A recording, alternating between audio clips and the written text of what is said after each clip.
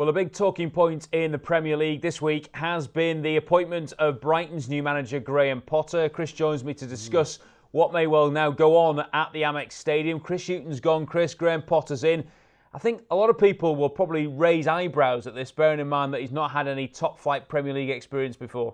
Yeah, I think so. He's been a manager who's had to work his way up from nothing, effectively, hasn't he?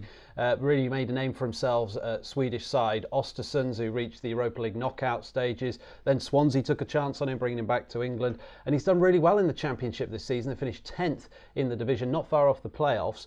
And they didn't have much money to spend. There's all kinds of problems going on behind the scenes at Swansea, so therefore he had to work with what he had effectively. And I think he's done an excellent job, and now he's probably earned his reward of taking on Brighton.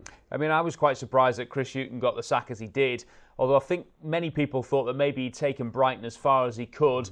Already Graham Potter has said in his press conference he doesn't see a massive overhaul of the squad, but I think we both agree that up front is particularly where he's going to have to look at in terms of squad strengthening. Yeah, they really struggled in front of goal, didn't they, towards the end of the season. They went on a run of 7 games without scoring a goal. Chris Hughton made them very defensive, and I think that probably put the nail in his coffin, the fact that they were so negative towards the end of the campaign. Yes, it kept them up, but it was not pretty to watch, was it? Particularly the game away at Spurs, where they didn't get out of their own half, and therefore Potter will come in. He's got a more attacking philosophy. Swansea played some great football at times last season, and if you're looking for someone who might follow him to Brighton, Ollie McBurney finished the season with 22 goals in the Championship. Big physical presence up front, young player, somebody that Brighton could really do with. Yeah, I think so. I mean, obviously a huge amount of pressure on Glenn Murray over the last couple of seasons. Just somebody to take that pressure off him and ease the goal burden. Could maybe see Murray play for another couple of seasons still at Premier League level.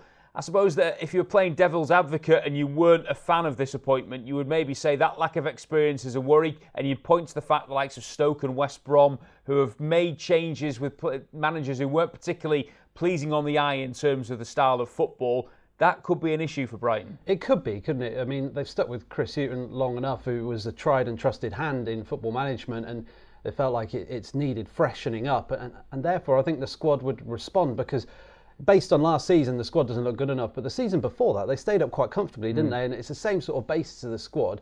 Again, it needs a bit of youth injecting into it, and I think Potter might just revitalise what they've got and bring something new to the table. Yeah, I think Chris and I are both of the opinion that this could be an inspired appointment for Brighton. Just a bit of tweaking with the squad, and who knows, like a mid-table finish next season would be a good season for Brighton. So that is our thoughts on Graham Potter, the new man in charge of Brighton. What do you think heading into the new Premier League season?